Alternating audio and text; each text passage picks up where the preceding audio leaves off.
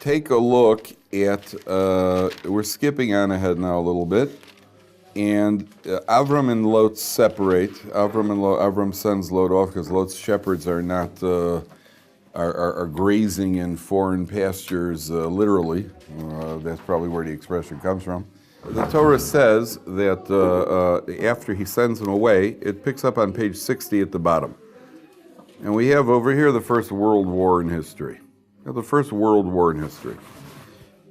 So we're going to read about 12 psukim, gentlemen. Okay, we're going to read about 12 psukim here. It says like this: Vahibi me Amrophel melech Shinar, the days of Amrophel, the king of Shinar, Aryoch melech Elasar, Kedorlomer melech Elam, Vesidol melech Goyim. You got 4 kings, 4 regional kings. And if you look at Rashi, right on this pasuk, it's the second column, second line from the bottom. Second column on page 60 in the Rashi, second line from the bottom. If you find it, please show the person next to you. It says Amrophel. Who is this man Amrophel? Funny name. It says, who Nimrod? That is Nimrod. How does he get a name like Amrophel? She'amar la'Avraham pol l'toch kifshan ha'esh. He is the one who said to Avram, fall, jump into the fire. Right, in the first confrontation between Avram and Nimrod. Page 60. So the word on the name Amrophel is a conjugation of 2 Hebrew words, Omar, Pol. That's what Rashi brings down in the name of the man. Most of what Rashi says is coming from the Midrashim, and he says that's Amrophel. He told what he called. He's the one who told Avram Avinu to jump into the fire. Okay, so you have 4 kings, and then they wage war. Asu Milchama, they waged war. As Bera Melech Sodom, Bera, the king of Sodom, who was Ra, that's why his name is Bera. As Birsha Melech Amorah, Birsha comes from the word Russia, he was a Russia. I mean, you got some real winners here. Shin of Melech Adma, Shin of stands for he hates his father in heaven, Sone Aviv. Vishem Aver Melech Tzvoim, Shem Aver comes from, he put on a limb. Sam Aver, and Aver is a limb, so apparently he was the first to put on wings to fly up and wage war with God, which is probably a way of saying that he was a pretty rebellious against God individual. Umelach Bela Hitzar, and the king of Bela, which is Tsar. So they have a 4-on-5. First World War in history. Okay? And they go chasing them. Now we're going to skip a little bit, and they go chasing them. And the 4 kings defeat the 5. Okay? So, take a look. Now skip down to Pasuk Yud. It's 7 lines from the bottom of the page. Ve'emek hasidim be'eros chemar. The valley of Sidim, apparently they dug out these pits in order to draw, I forget what chemar is, he translates as bitumen wells. Bitumen is some sort of, it's like clay or something that they dig out of the earth, and they got a valley over there that's full of these pits. And Vayanusu melech Sodom va'amora vayiplu shama, the kings of Sodom and Amorah fled because the 4 kings had defeated the 5. V'anisharim heranosu, and the remnants ran off to the mountains. So you got a 4 on, again, let's just keep track of what's going on. You have a 4-on-5. The 4 have defeated the 5 have fled. Now pay attention to the next 3 psukim. Vayikhu es kol rechush Sodom va'amora, they took all of the property of Sodom and Amorah, ve'es kol ochlam, and all of their food, vayelechu. They took all their property and all their food, and they went. To the victors go the spoils. Vayikhu, like America, defeated England and got America. Vayikhu, they should have taken England too, by the way. Vayikhu es Lot. Now, this pasuk seems to be, there's something very peculiar about this pasuk. Vayikhu es Lot, they also captured Lot, ve'es rechusho, and his property. Ben Achi Avram, the nephew of Avraham, vayelechu, and they left. V'hu yoshev b'Sodom, and Lot was dwelling in Sodom. Now, before anything, Sodom had a reputation of evil. To this day, we consider Sodom the model of evil. The expression sodomy is because of, it comes from Sodom, sodomy, it comes from the root of the word is Sodom, and because that is the way they greeted visitors. They wanted to discourage visitors from entering the land of Sodom, and therefore they stoned them, which was it was very discouraging for visitors. And they didn't want, and the idea is that Sodom was a very prosperous region. They did not want any freeloaders coming to Sodom. They had laws against giving tzedakah. If they had a law in the land, you're not allowed to give anybody tzedakah. And the Gemara is full of stories about the evil of the people of Sodom. So, for example, if a man would come to town, people would give him coins, but they would write their names on the coins. And if they had a law, on the one hand, you give him a coin, on the other hand, nobody's allowed to sell him anything. So then he would die of starvation. Everybody would come and take their coin back because it had their name on it, and you can't blame me. Listen, it's not my fault. I gave tzedakah. It's not my fault he died. Which I think is the Gemara's way of telling us that they had a justified evil. Evil is most dangerous when it's justified. When you rationalize, evil is most justified. Then there's the most famous medrash of all. The medrash says that they had a bed at the door, at the gate of Sodom. You ever heard this medrash? They had a bed, and you had to lie down. Anybody coming into Sodom had to lie down in the bed. And if you were too tall, they cut your legs down to fit the bed. And if you were too short, they stretched you to fit the bed. That's what the Medrash says. Now, I got one question on that Medrash. How often do you think it happened? I would imagine that if it happened once, people just say, when they were looking through their vacation brochures, they said, let's see, where should we go? Should we go to, should we go to Vermont or go to Sodom? Well, what's Vermont like? Well, it's nice. There's a beach. You could go boat riding, sailing. What about Sodom? Well, if you make it in with legs intact, they got really great cafes. I'm not sure how many people want to go to Sodom. It's like opening up a brochure and saying, we have a resort. It's called Rattlesnake Acres. Next page. I've got better things to do. So what's the medrash? Remember, anytime there's a medrash like that, the medrash is obviously trying to communicate an idea. They're trying to tell us something. So I think it's fairly obvious what the medrash is telling you is that they had some sort of immigration quota in Sodom. They had an immigration quota. They know nobody's coming to town who's going to get their legs chopped off. You have to fit the bed. What it means to fit the bed is that we want our types of people. Who goes to live in Sodom? Lot goes to live in Sodom. Why did they accept Lot? Lot's a wealthy man. Lot's a wealthy man. He could contribute to the economy. He'll be one of ours. He'll be one of ours. In our neighborhood, in our town, we want people who are contributors, not people who are going to be parasites and draw off of the communal funds. So they create an immigration quota. And we don't want people who are too short. We don't want people who are going to be a drain on the economy. We don't want a welfare state. And the other one, we don't want to have anybody too big. We don't want anybody too tall. Tall people get too powerful and they have all sorts of ideas. They can be radicals. We don't want that. We want people who fit like us. We want high upper middle class and lower upper class. That's what we want. That's our neighborhood, and we don't want anybody else in our neighborhood. That's our country, and that's what I believe the immigration quotas are. Okay, so now, if you take a look, now let's analyze something over here. So they're evil people. Now they capture Sodom, and this Nebuchadnezzar, this Nimrod is no Boy Scout either. I mean, this is the guy who made Avram jump into the fire. So you got the bad again. Remember the movie The Good, the Bad, and the Ugly with Clint Eastwood? There was a movie one. You guys never saw that movie? Or you guys were watching? What are you watching? Superman again? They're The Good, the Bad, and the Ugly. It was a Clint Eastwood movie. So you got over here, you got the bad versus the ugly. They're all bad. None of them are any good. So, what's that? Yeah, so over here, Avram's the good. Yeah, right. So you got the bad against the ugly over here. And this is the war. Now you'll notice. Take a look now. Focus very carefully on Pasuk Yud Beis. Take a look at Pasuk Yud Beis very carefully. 5 lines from the bottom. 5 lines from the bottom. 2 words before the end of the line. It says like this. Sorry, the line before that. Vayikhu es kol rechush Sodom v'Amora. They took all the property of Sodom and Amorah. Ves kol ochlam and all their food vayelechu. Okay, they took the spoils of war. Then the next pasuk says, Vayikhu es Lot ve'es rechusho. They take Lot and his property. Ben achi Avram, the nephew of Avram Avinu vayelechu. Anything puzzle you about that it tells you that Lot is the nephew of Avram? Nothing about that puzzles you? We already know that. What are you talking about? I mean, if you've been with the story, If you've been all the way, if you've been with the story, so we know that Lot is the what do you call it, of Avram. Why do it seems to be? What do you tell me that for?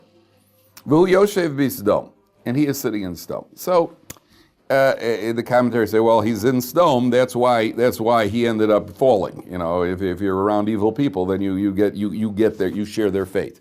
Now, what is interesting, Rav Perlman once pointed out to me, they had food in Sodom. Where did Avram Avinu go? He went to Egypt when there was a famine. Why did he go all the way down to Egypt? Why don't you just go to Sodom? It's right over here. It's 20 minutes away. Why did he go all the way down to Egypt? They had food in Sodom. The answer is, if it's a choice of traveling far or living with evil people, go traveling. Go to Avram Avinu. Exactly for the reason Lot went there, Avram Avinu did not go there. So they were obviously very prosperous. The Medrash says if they pulled a tomato out of the ground, they found gold underneath, which I doubt highly is literal, but it's probably telling you that it's some sort of very fertile area until they turn into salt. It's a very fertile area. So what's going on here? Why does it tell us that? The answer is the commentaries point out that this whole thing was done. It's a world war. They captured Lot. Then Avram Avinu takes, the story continues, Avram Avinu takes his trusty servant Eliezer. According to the Torah says he takes 318 men. And the Gemara says 318 is the numerical value of the name Eliezer. So it's just the two of them chasing after Avram, after four armies that just defeated five armies, and they win the war. Avram and his what do you call it? As soon as he hears that Lot is taken captive, he and his trusty army, with no chance at all, go chasing after them, and they win, and they rescue Lot, and they come back home. That's how the story goes. Okay? Now, how do you win a war like that? How do you win a war like that? Anybody know what the Gemara says? How did Avram Avinu win that war? How did he fight that war?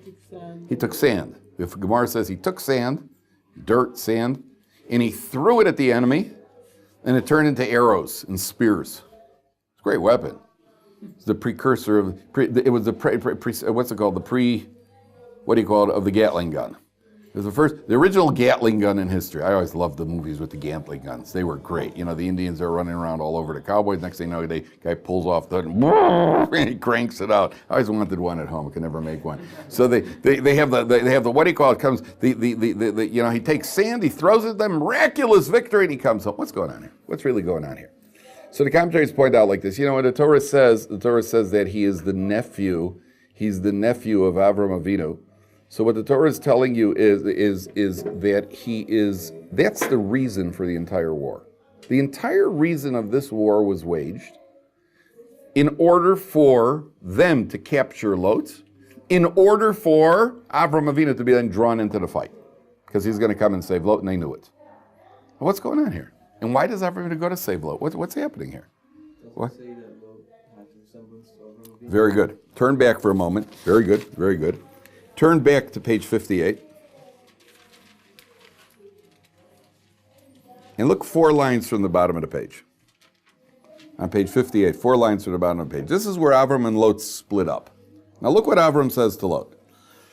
Vayomer Avram el Lot, al not tehi meriva beinu v'necha. Let there not be a fight between us, uvein roai, uvein recha, and my shepherds and your shepherds. Ki anoshim achim anochnu. Because we're brothers. They weren't brothers, he was his uncle, but that's how we talk about family members. We're brothers. So look at Rashi on that pasuk ches. Rashi is in the second column, 5 lines from the bottom of the column. If you find it, please throw the person next to you.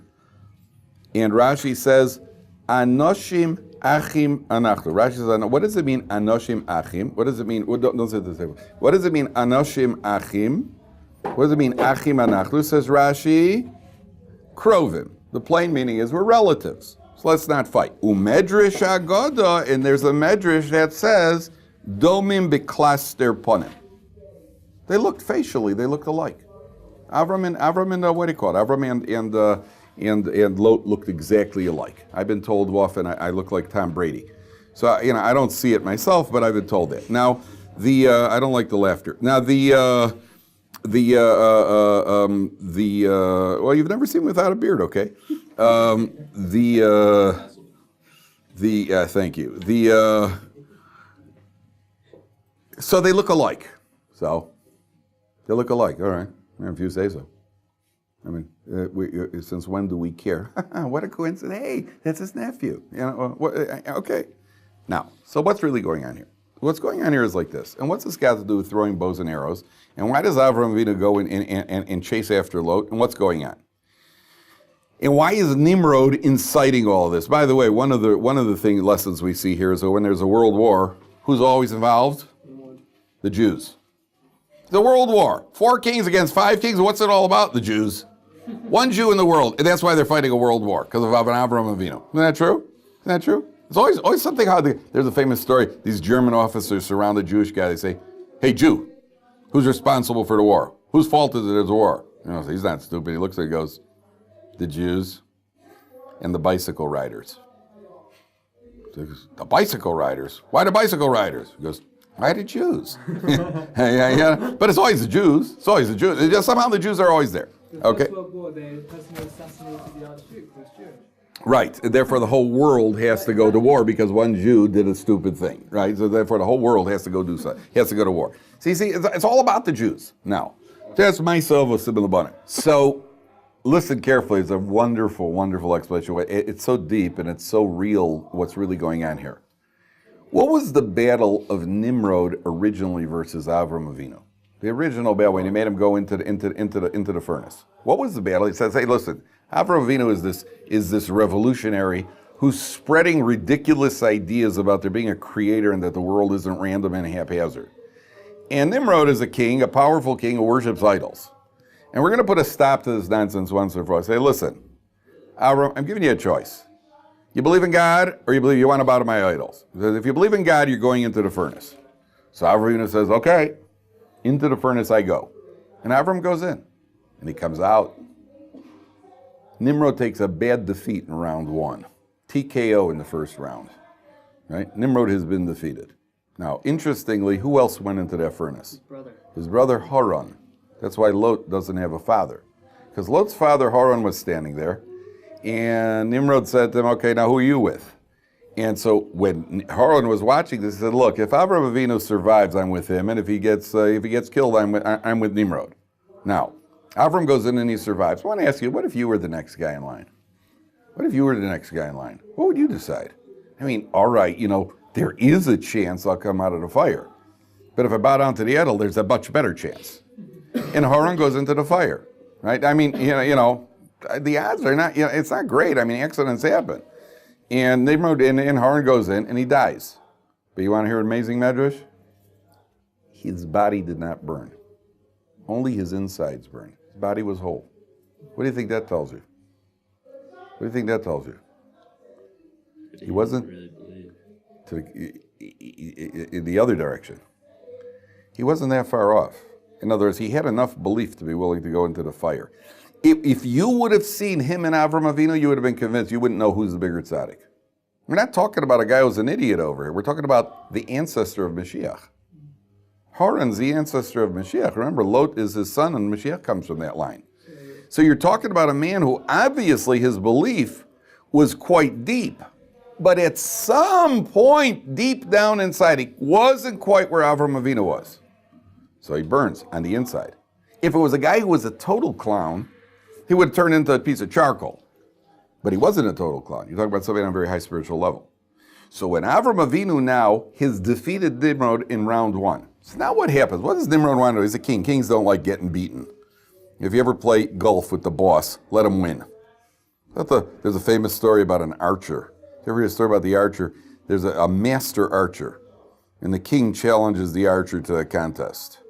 The archer's torn because on the one hand, can't beat the king. On the other hand, he's got an ego over. I'm not going to keep missing the bullseye, let the king, because he's a baby, I got to let him win. So they go out there and the king takes the first shot and he gets fairly close to the bullseye. The archer shoots the second arrow, shoots his arrow, and he's farther than the king. They go to round 2, the king shoots another one, and again he's close to the bullseye.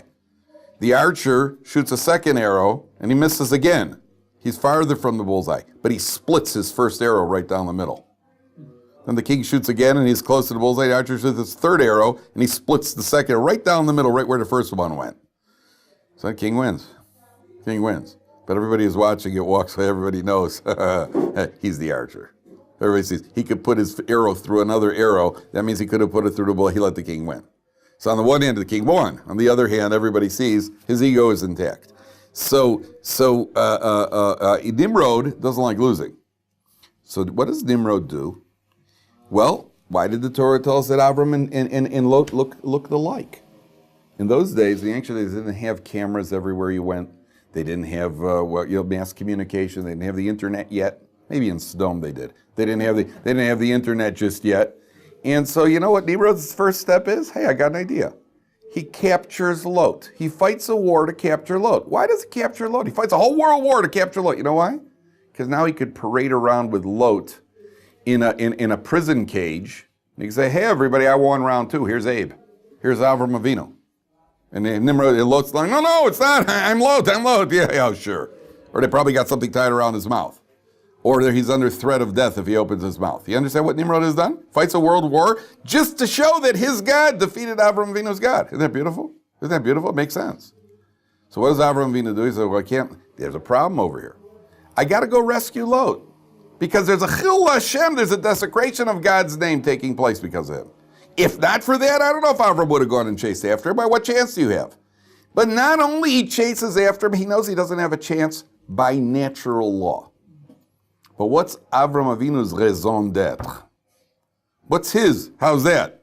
Pretty good, yeah? Did I say it right? Yeah. There you go. How's Avram, and don't cut that out of the film either. What's Avram Avinu's whole purpose of life? He wants to show that there's a God that runs the world. Natural law, not it. Remember, it was supernatural law that saved him from the furnace versus Nimrod's furnace, which is natural law. So now we go to round 2. So what does Avram Avinu do? I'm going to fight you. Imagine them looking at Avram Avinu coming. Okay, guys, here they come, all 2 of them. Right? And Avram Avinu picks up sand and throws it. What kind of chance have you got? What kind of chance have you got? Not much. You guys, oh, it's like here come the arrows and the spears and whatever other weapons they had in the ancient world. And he defeats Nimrod in round 2, beyond nature, in a war where he uses supernatural means. Because that's a demonstration that there's a God running the world. That's the entire background of the backdrop of this entire war. It's a war that's fought. It's not just a war of, let's go kill, world war, let's take booty. It is an ideological war. It's a war of ideology. It's Nimrod's ideology, Amraphel's ideology, versus Avram Avinu, and Avram Avinu wins the war. Didn't the war start by the 5 kings rebelling? Yeah, but again, this is an approach, however you fit. Didn't that only happen after Lord's drive from stone? Say what? Didn't that rebellion... Again, let me cut you. I'm going to cut you off. In Chumash, Chumash is in the Tosos. So in Chumash, we're trying to present a picture. It's not like learning Gemara where it's a hard logic. It's not a hard logic. This is something the commentaries are suggesting based on a certain incident. What's happening over here? You're never going to get. According to the commentators, you could even take one pasuk, take the pasuk completely out of context for the lesson that it teaches, as long as the lesson is consistent with Torah. But it's not going to be, you're never going to get everything to hang tight based on all the commentaries, because there are different ideas that are being triggered off over here. You're right, according to the plain meaning, it works a different way. This is at a deeper level, that's all. Okay.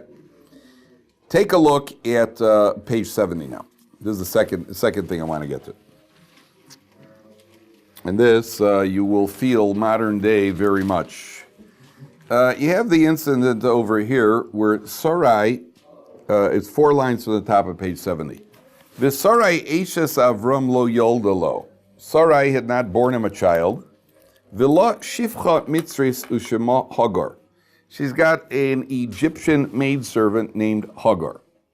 So, what does Sarai want to do here? Vatomer Sarai el Avram. Sarai says to Avram, Hinei no atzarani Hashem miledes. God has prevented me from having children. Bona el shifchasi, marry my maidservant. Ulai ibana mimena. Perhaps I will be built up from her.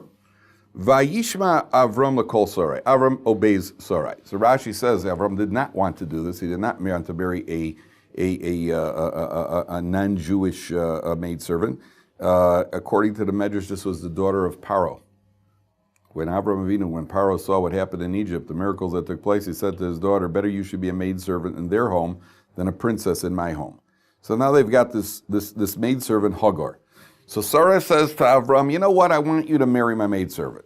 And I said, Avram obeyed her, says Rashi, B'kol Sarai, Rashi says, B'ruach HaKodesh Sheba. She has Ruach HaKodesh. Obey God, sorry, it's going to be in the next pause. God says to Avram Avinu, I want you to listen to Koma, whatever Sarah tells you, I want you to obey her. Vatikach Sarai Eches Avram es Hagar mitzri shifra. So we'll see what's going on here in a second. Miketz Eser Shonim l'Shevas Avram be'eretz Canaan. At the end of 10 years, we learn from here that a couple that's not married 10 years, they either have to get divorced or the husband has to marry another woman in order to fulfill the mitzvah of being fruitful and multiply. Vatite nosa la'Avram isha lo le'isha. And she gives a Hagar to Avram as a wife. So,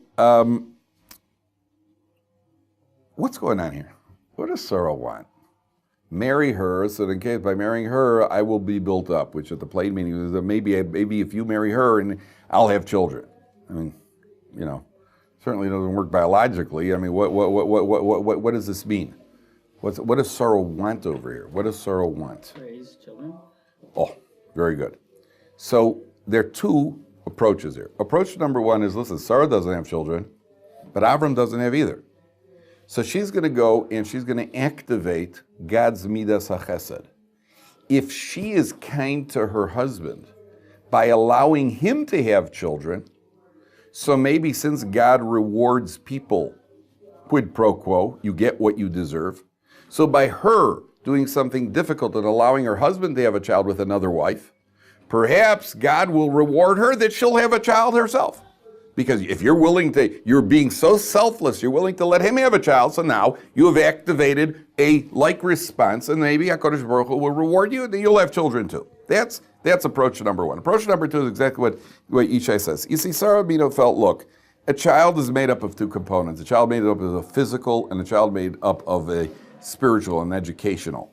She says, okay, she'll provide the physical body. I'll raise the child and instill the Jewish values, and that'll be the building blocks of Klal Yisrael. I want to have a part in the building of the Jewish people. And so she'll provide the body, I'll provide the soul, so to speak. And therefore, Sarah goes and she has Avram Avinu marry the maidservant. Now, at a certain point, Sarah gets thrown out. Now, take a look. Hagar gets thrown out. She says to Avram Avinu, Hagar gets pregnant right away, and she senses that Hagar is laughing. She's mocking her. Hagar is mocking her. She's thinking, listen, I guess you're not the tzaddikus that everybody thinks you are. You've been living with him for 80 years and you haven't gotten pregnant. I lived with him once and I'm already pregnant. And she was just starting to mock her. She saw in her eyes mockery in her eyes. So she starts to afflict Hagar. She starts to mistreat her, and it doesn't say how, but she starts to mistreat her, and Hagar decides to run away. Now, that's where we're picking it up. In Pasuk Zayin. Pasuk Vav. It's right in the middle of the page. If you find it, please show the person. Pasuk Vav, right in the middle of the page.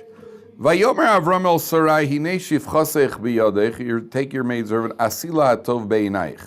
Do whatever you want to her. Vate'aneha Sarai vativrach mipaneha.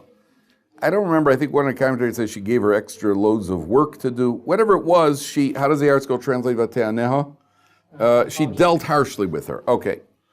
So, vativrach mipaneha. Hagar runs away. Now pay attention carefully. Vayimtza malach Hashem aleina mayim bamidbar al ha'ein b'derech shur. The angel comes to her. Vayomer Hagar shivcha Sarai emi zebas v'anatelech. Where are you coming from? Where are you going? Vatomer mipnei Sarai gevirti anochi borachas. I'm running away from my mistress Sarah. Vayomer lo malach Hashem shuvi el gevirtech. Go back. V'isani tachas yada. And be dealt with harshly. But there's something that comes with it. Vayomer la malach Hashem harba arbe es zarech. I will increase your offspring. You're going to have many children. V'lo yisafir merov. They won't be able to be counted. And now the last line. This is the one we want to get to. Vayomer lo malach Hashem hina chora v'yaladet ben. You are pregnant. According to some, you will get pregnant. She miscarried the first one. The koras shmo Yishmael. You shall name him Yishmael.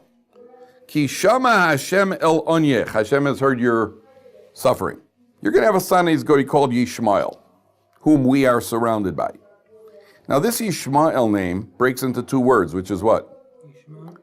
Yishmael. Hashem will listen. So the Medrash says, in the end of days. Why is he called Yishmael? In the end of days, right before the coming of the Mashiach, the Yishmaelim are going to torment the Jewish people. The Jewish people will call out to Hashem, and Hashem will listen to them. Yishmael, and that will bring the Mashiach. The name Yishmael is a description of what, with any imagination, would be described as our era right now. We are under suffering. We are suffering from the Yishmaelim. Very little that could be done, even if they put another 1,000 policemen in Yerushalayim parading around, which they've done Friday. But, you can't deal with them. You can't. There's nothing to do. Anything you try fails. You can't deal with them. They don't want. They're not. You're in a. I don't want to get political here. The common politics doesn't interest me at all. I'm just trying to point out the predicament we're in. You're dealing with someone who doesn't obey regular world law, which the United States found. You can't talk to these people because every time they think they can talk to these people, they can't. So when Arafat, when Yasser Arafat, he should rest in pieces, when he was at the White House with Bill Clinton to this day is upset with him. Not now because Arafat's dead, but Bill Clinton was upset with Arafat because he was willing to give 99% of what Arafat wanted. And Arafat got up and walked out of the White House because the last thing he wanted was that they should concede to him, because then he loses his authority. I mean, they always said this, rebellions are great. Rebellions are great and rebellions unite people until they win the rebellion, because now you're the ones in charge, and that's when the fighting starts. So why should a guy want that? What does he care about his people? He's got billions of dollars coming in. He lives like a king. Last thing he wants is have to go deal with his. Let the Israelis deal with them. In the meantime, we'll torture the Israelis and I'll live like a king. Very logical. So you can't, but where does that come from? Now look at the next pasuk. It's frightening. And gentlemen, I'm telling you, this pasuk is frightening. It says like this. V'hu yihye pera odom. The bottom pasuk on the page, on page 70. Bottom pasuk. The angel says to her, okay, can I have a son named Ishmael? V'hu yihye pera odom. Take a look at the translation. And he shall be a wild ass of a man. Right? He's going to be like a wild donkey. Yodo ba'kol v'yad kolbo. His hand will be on everybody, and everybody's hand will be on him. Ve'al pnei chol echav yishkon. He's going to dwell. He's going to be so many of them. They're going to be crowding everybody. Just ask the French. They're going to be crowding everybody. Right? He's going to be all over the place. Okay? Now, take a look at Rashi here. Take a look at Rashi. 3 lines from the bottom, second column, and then we're going to elaborate. I'm telling you, you guys, if you don't get the goosebumps from this, from both parts of this, then you're not a goose. Says Rashi, 3 lines from the bottom. Pera Adam, second column of Rashi, 3 lines from the bottom. If you find it, please show the person next to you. What's a Pera Adam? Says Rashi, Ohev midbaros, he likes deserts. Lotzud chayos, to go hunting. He's a nomad. They're Bedouins. Okay, now, go down to the bottom line of Rashi. Yodo bakol, his hand will be set against everybody. Says Rashi, one word, list him, he'll be a bandit. They're bandits. There's a code. By the way, I was with a cab driver who worked with Arabs. He said in the Arab code of behavior, if somebody steals something from you, it's your fault for being a nerd and letting your stuff get stolen. Man up and guard your stuff. You won't have stuff stolen. That's one of their codes. V'yodo bakol. 1 second. So he's going to be a bandit. V'yad kol bo means hakol sonim oso. Everybody hates him. Umizgorim bo. And everybody's going to fight with him. Nobody gets along with him. Okay? One more Rashi. Okay? So, sorry, not Rashi. Okay, that's what Rashi says. Now I want you to look at the Targum Onkelos. Targum Onkelos is parallel with the Chumash. And in the Targum Onkelos is 3 lines from the bottom. It's right over here in the Targum Onkelos. So we're in the small print over here. 3 lines from the bottom where it says Pasuk Yud Beis. Onkelos is the Tanaic translation of the Chumash into Aramaic. Now look what Onkelos says. V'hu yehei, now he's translating what this para Adam is. It says, V'hu yehei morod be'enasha. He will be the rebel amongst mankind. Hu yehei tzarich lekoila. He will need everybody.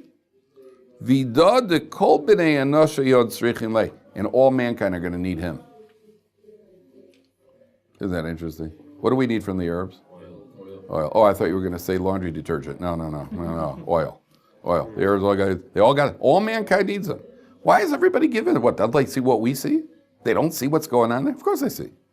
You got a financial interest over here. We need our oil. The United States almost had a civil war in the 70s when they raised gas prices because there was an oil embargo. So not a real civil war, but it's just, people there were lines, there were gas lines. Steve Garvey played for the Dodgers. So whether there's a massive gas, a line of cars waiting to fill up pump gas in Los Angeles. They're waiting to pump gas at the pump. Steve Garvey had to get to the ballpark. So he gets out of his car. He says, "Hey, people, I'm Steve Garvey." Some guy says, "We don't care who you are. Get in your car and wait like the rest of us." You know, baseball only goes so far. Not when you're messing with my automobile. We only have such respect up to a certain point. So now I want to show you something which is the coup de grace over here. They need everything from the world. They got nothing on their own. They got nothing. They get everything. Everything is imported. Wheat, oil, everything's imported. They live in deserts. Yet the entire world needs them. Isn't that a remarkable thing? This is written by Onkelos. We're talking about 2,000 years ago. Onkelos was the famous Roman convert. He was a nephew of Titus, the Roman emperor. Now, I want you to take a look at that word para Adam for a second. So the ArtScroll translates as a wild man. That when I was a young kid in Cheder, in the modern Hebrew, in the vernacular, a wild kid is called a para Adam. He's just a wild, out of control kid. Nowadays they just call it the ADD. Para Adam has a better ring. So they call ADD, ADHD, whatever it is they call him. You para Adam. Now I want to show you something remarkable. In English, what comes first, the noun or the adjective? The adjective. You say a big man, a good man, a strong man. The adjective comes before the noun. In Hebrew, what comes first? Noun comes before the adjective. You say kadur sal, basketball. Kadur af is baseball. Kadur or volleyball, whatever. Adam tov, Adam yafeh, Adam gadol. The noun. Then you have the adjective. If you want to, do not look at your chumashim for a second. If you want it, don't close them. Just don't look. If you wanted to describe a wild man, what would you call him? In Hebrew, I would call him Adam Para, a man who is wild. The Torah calls him a Para Adam, a Para Adam. So Rav Hirsch says, why is Hebrew reversing the adjective and the noun? Says Rav Hirsch, they're not. The noun is wild. We don't have a word for it in English. He is a wild. What kind of wild? A man wild. That means he looks like a human being. He looks like a human being. Everything about him looks human. But what is he? What is the nature of this person? What is he really? He is a wild. He could be a dog wild. He could be a monkey wild, or he could be a human wild. But he is a wild. Isn't that amazing? Isn't that remarkable? No accidents. And that's why he does not get along with the rest of the world, because the rest of the world is making a fundamental mistake. He's got a nose, he's got eyes, and he's got ears. Looks just like a human being. And he is a human being. But he isn't a human being. He's a wild in human clothing.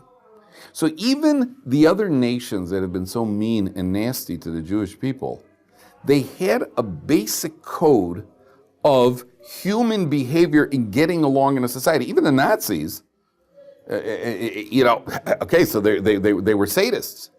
But they had, international law. Okay, you broke a treaty, but you made a treaty to break the treaty. You recognize it. You understand? They obeyed normal living laws, according to Rav Hirsch. They were city dwellers.